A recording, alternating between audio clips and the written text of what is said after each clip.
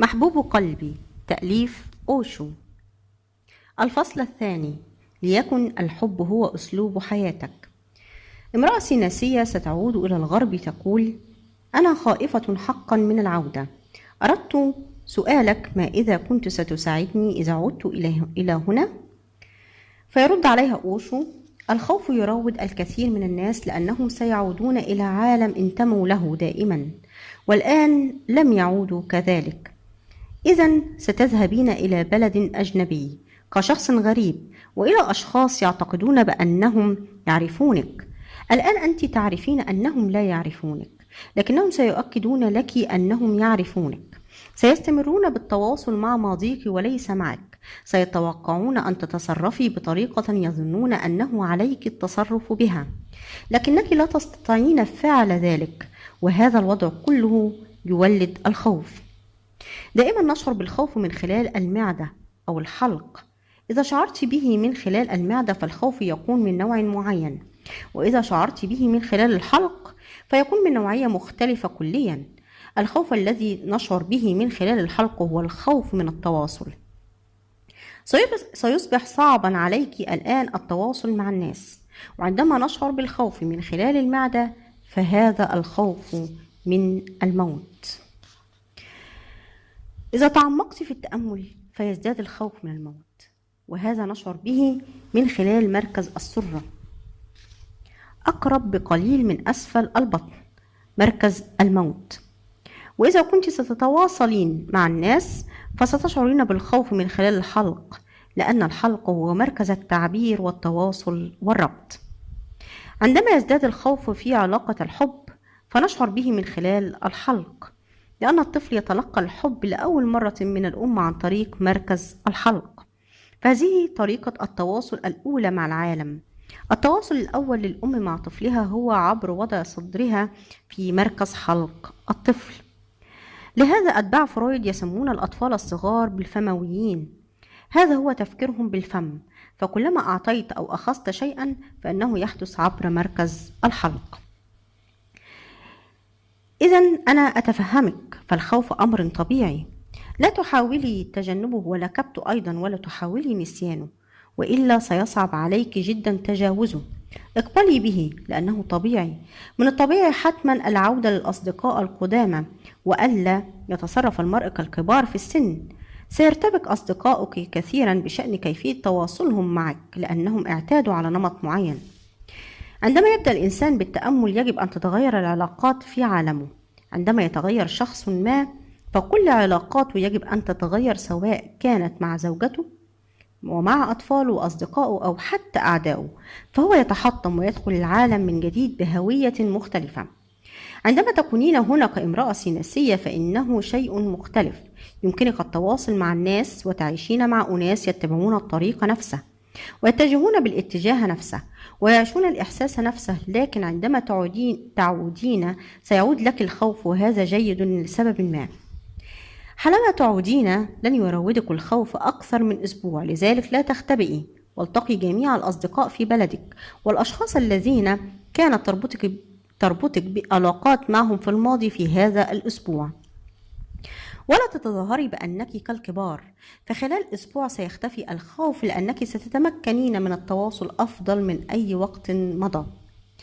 يمكنك أن تصبحي جبانة وتحاولي الاختباء. على سبيل المثال، يمكنك الذهاب وتغيير ردائك، وعندما تذهبين لرؤية أحدهم فلا ترتدي لونا برتقاليا أو تحاولي إخفاء ملامحك وإظهار عكس سجيتك. بعد ذلك يمكنك التظاهر بأنك إنسانة كبيرة، وليس هناك داع لكي يتواصل معك أي أحد بطريقة جديدة. لا تفعلي ذلك. إياك أن تدعي الخوف يتحكم بأسلوب حياتك أبدا. مهما كان يبدو الأمر صعبا فلا تدعيه يتحكم بأسلوب حياتك. فقط اسمحي للحب فقط أن يتحكم بأسلوب حياتك ولا شيء آخر. كل شيء آخر لا علاقة له بالأمر. اذهبي فحسب. ستعانين من مشكلات لمدة 7 أيام، لكن تصرفي كامرأة سيناسية واتصلي بالناس وتواصلي معهم وأخبريهم أنك لم تعودي الإنسانة الكبيرة وأنك جديدة كليا، وكأنك ولدت من جديد. وأخبريهم أنها قد تكون مسألة تواصلهم معك صعبة لأنك إنسانة جديدة تماما.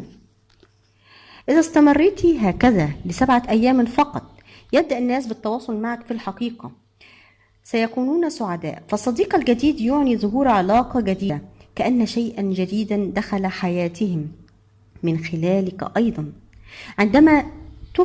عندما نفتح نافذة جديدة في غرفة يدخل إليها هواء جديد. سوف أكون معك، لا تقلقي. كلما شعرت أن الخوف ظهر في حلقك ضعي القلادة في يدك واذكريني. ابدأي العمل هناك كثيرا، وهناك أيضا كثيرا من الوسائل والأمور ستكون من أجلي. هذا سيسهل العمل عليك كثيرا، كما أنك ستصبحين بارعة في عملك. سيولد هذا عمقا كبيرا فيك. اسمحي لي، كوني فارغة فحسب، وكأنك لا تعرفين من تكونين ولا تعرفين ماذا ستفعلين وكيف ستردين وكيف ستتجاوبين في حالة معينة. ببساطة انتظري حدوث الحالة ودعيني أستجيب من خلالك. إذا سمحتي، فخلال 3 أسابيع ستشعرين بأنك أداة تواصل مطلقة. بعدها ستصبحين رابطا. إذا أخفقت أخفق معك، وإذا نجحت أنجح معك. ليس لك علاقة بالأمر، يمكن الضحك بشأن ذلك سواء نجحت أم أخفقت، فالأمر ليس لك علاقة به. بعد ذلك سيصبح دورك مختلفا كليا. اليوم كنت أقرأ عن معلم الزن، إنه معلم مشهور جدا. تروي القصة أن الآلهة أرادوا رؤيته، لكنهم لم يتمكنوا من ذلك لأنه كان مجرد فراغ، فأرادوا الدخول إليه من هذا الجانب وذاك.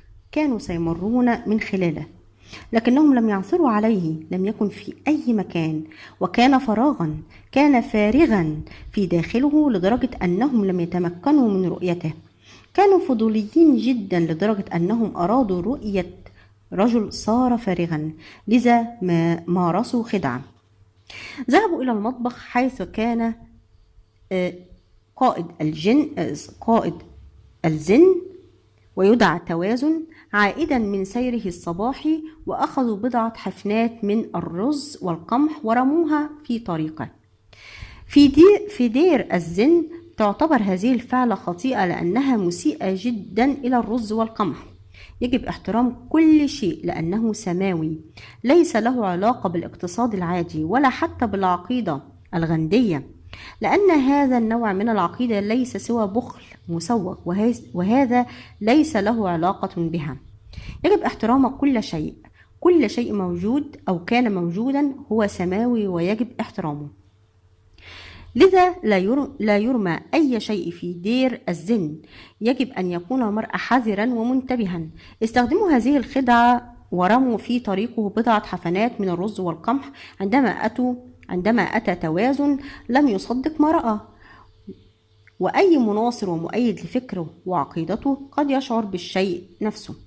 من يمكنه فعل ذلك؟ من يمكنه أن يكون لا مباليا وعديم الاحترام لهذه الدرجة؟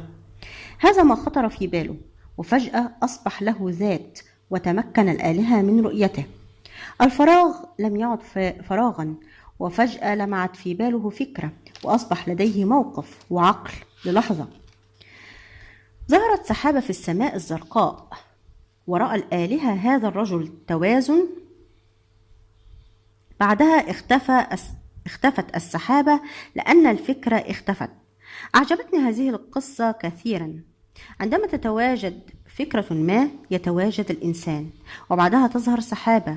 وليس هناك سحابة واحدة فقط، هناك عدة أفكار لدى الإنسان، وملايين السحابات التي تطارده وتغطيه بطبقات وطبقات من السحب.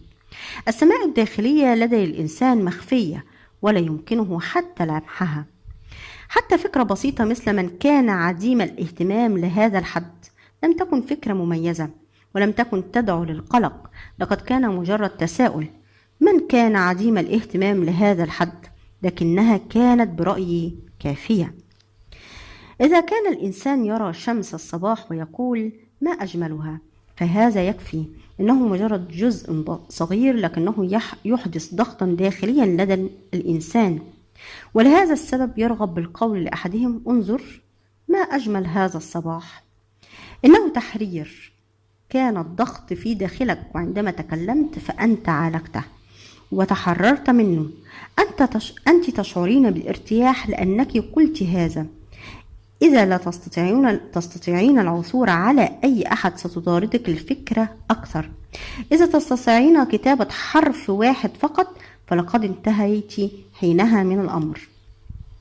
فعقولنا دائما مليئة بالأفكار والعواطف والمشاعر. استرخي عما قريب وكوني فارغة، فقط عيشي وكأنك فراغ. لا تحاولي أن تحمي نفسك بأي طريقة، لأن هذا سيجعلك منغلقة الخوف، فلتقبلي به. استرخي واتركي الخوف معك وابقي معه. لا تحاولي فعل أي شيء ضده، لأن مهما تفعلي دون خوف سيخلق خوفا أكثر. اقبلي به فحسب. ماذا يمكنك فعله؟ بينما كان أوشو يقول كلماته الأخيرة، كان هناك طائر مقواق ينادي صديقه بهدوء. فجأة قام يغرد بصوت عال ليدمر سكون الليل. فيقول أوشو: الوقواق جن جنونه. ماذا يمكنك فعله؟ هكذا فقط. إذا كان حلقك يشعر بالخوف فلا بأس، تقبلي ذلك واسترخي، وأنا سآتي معك. أخبر أوشو سيناسية متزوجة حديثا أن تشارك في مخيم تأمل قادم، وأضاف: حتى لو شعرت ببعض التعب فلا تقلقي، هذا فقط لرؤية أي تأمل قد يصل إلى أعمق طبقات وجودك، وحالما يعرف ذلك يمكن ضبط كل شيء بسهولة. حالما يعرف التأمل الذي يخترقك جيدا في أعماقك، يتم معرفة التأملات الأخرى والتي قد تساعد التأمل الأول. خلاف ذلك فمن المستحيل أنك تستطيعين اختيار شيئين متناقضين. قد تشعرين بالرضا لكليهما لأن عقلك ثانوي أي ثنائي التفكير ومقسم جدا، لكن إذا قمت بأمرين متناقضين معا فلا يمكن الوصول إلى جوهر وجودك البتة. ستعيشين دوما في صراع محتوم، وستتحرك طاقتك ضد نفسها. يجب أن تكون الطاقة جميعها في تيار واحد. أقترح أن تكملي ممارسة تمارين اليوغا. إذا شعرت أن ممارستها يوميا أمر متعب فمارسيها بين اليوم والآخر أو مرتين في الأسبوع، لكن رتبي هذا الأمر. إذا مارست تمارين اليوغا عند رغبتك فقط فسيصبح مجرد تمرين لإراحة الجسد، لكنه لن يعطي مفعولا عميقا.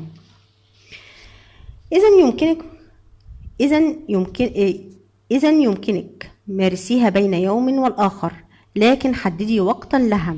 وفي تلك الأيام سواء رغبت بذلك أم لا يجب أن تمارسيها لكي تصبح برنامجا داخليا في الجسد. ليس هناك داعي للقيام بعدة وضعيات لليوغا، فقط وضعيتان أو 3 أو 4 تكفي. يمكن اختيار أي شيء يجعلك تشعرين بالارتياح. سيناسية أخرى تقول: أنا عائدة إلى الغرب وأنا خائفة من عدم تقبلك هناك. حتى هنا لا أفهم جيدا، أريد أن أظل مزهرة عندما أغادر. فيجيب أوشو: أنت مشكلتك أعمق، ليست مشكلة خوف فقط بل مشكلة شك وعدم ثقة. يظهر الخوف عندما يكون لديك ثقة، بعد ذلك تخافين من موقف حدث في موطنك وكيف ستواجهينه. أنت لست خائفة من الموقف الذي حدث في موطنك، بل أنت خائفة من عقلك المرتاب. مشكلة السيناسية السابقة مختلفة تماما، فهي لديها ثقة تامة، ومشكلتها ليست مشكلة شك أو أي شيء، فهي خائفة كيف ستواجه العالم والموقف القديم الذي حدث. أنت لست خائفة من ذلك، بل خائفة من نفسك. يجب فهم هذا الشيء. لا يمكنك الوثوق بي إذا كنت لا تثقين بنفسك، فالشك ليس ضدي، إنه ضدك أنت. أنت لا تحبين نفسك، لذلك لا تثقين بنفسك. أيا كان ما تفعلين فيبقى هناك انعدام ثقة أساسي، لأنك لا تستطيعين الوثوق بنفسك، فكيف تثقين بثقتك؟ هذا مستحيل. إذا كنت لا تحبين نفسك فكيف ستحبين شخصا آخر؟ فهناك أمر أساسي ناقص.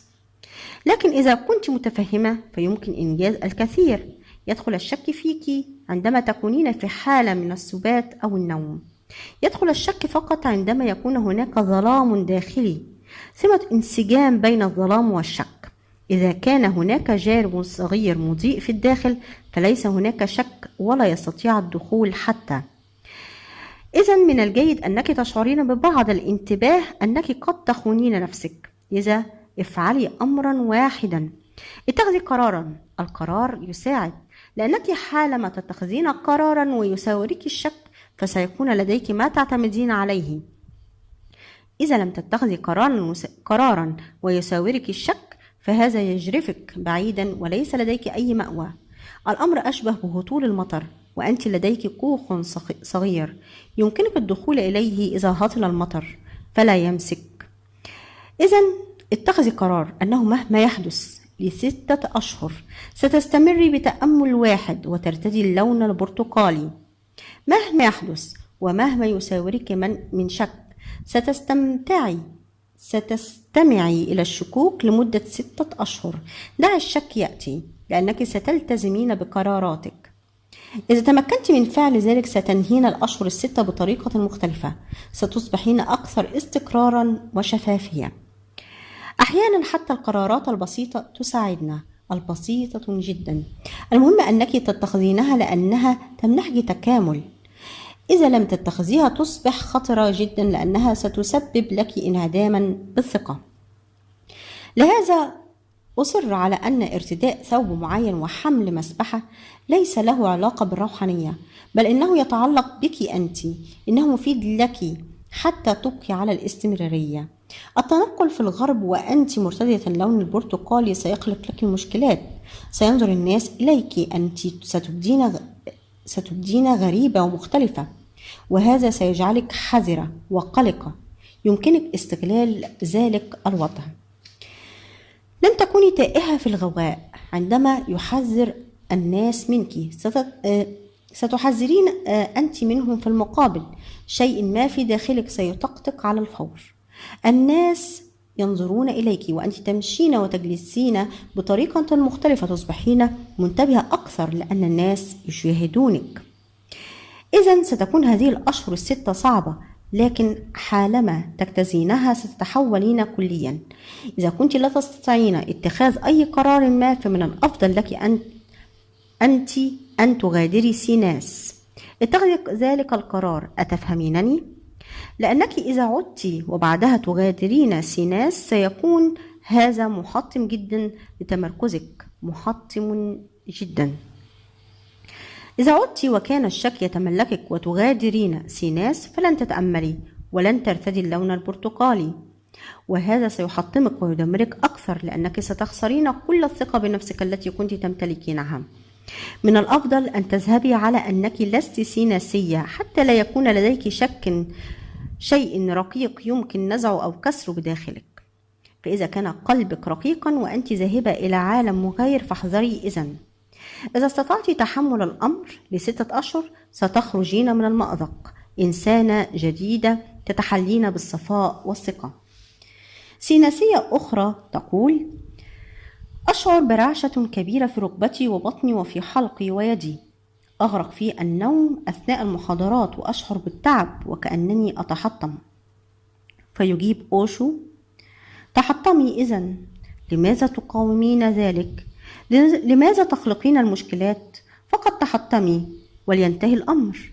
عندما تصبحين محطمة فلا يعد هناك مشكلة ولا ضيق ولا حتى ارتعاش. إذا قاومت ذلك سيستمر. ليس هناك داعي للمقاومة، فقط اسمحي بذلك واتركيه يستقر فيك. اضحكي فحسب، وهذا كل شيء. تظهر المشكلات لأننا نستمر بالقيام بالأمور المعاكسة. أنا أحاول جاهدا كي أحطمك وأنت تحاولين حماية نفسك بكل ما عندك، فتظهر الرعشة لديك وتشعرين بأنك ترتجفين من الداخل وأن كل شيء فيه خلل. أنت تريدين شيئا ما وأنا أحاول القيام بشيء مغاير. أنا أحاول تدميرك حتى لا تعودي قادرة على حماية نفسك كما كنت تفعلين، كأنني أحاول كسر القشرة حتى تخرجي من البيضة بينما أنت تحاولين حمايتها. فمن الطبيعي أن تشعري بالرعشة والاضطراب والتعب والضيق. إما أن تقولي لي توقف، فعندها أتوقف عن تحطيمك وأدعك غير ممسوسة وبعدها تصبحين بخير، أو تستمعين إلي وتتحطمين. تعاوني معي وانتهي من الأمر. حسنا، أخبريني ماذا علي أن أفعل. فهي تجيب: استمر. يجيب أوشو: جيد. يمكنك النوم أثناء المحاضرة.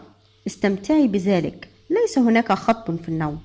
ولا تقولي أنك تنامين أثناء المحاضرة، من الأفضل أن تقولي أنك تصغين إلى المحاضرة وأنت نائمة. هذا أفضل وأكثر إيجابية وليس فيه أي خطب أو مشكلة. النوم جيد، لابد أنك تقاومين هذا الشيء أيضا. محاولة عدم النوم، العديد ينامون. لا تخلقي مشكلة من الأمر، بل استمتعي به. ستسمعين الكلام المهم أيا كان حتى وأنت نائمة. ربما لا تذكرينه، لكنه سيصبح جزءا منك، وعندما يحين وقته سيظهر ويتاح لك. إذن بدءا من الغد استرخي ببساطة، لا تقاومي ميلك إلى النوم. أرى أن كل شيء يسير على ما يرام، لهذا السبب تشعرين بالرعشة. يذكر أوشو اسم مركز جديد، بالاس. إنها زهرة هندية، زهرة جميلة جدا، زهرة حمراء تنبت في الغابة.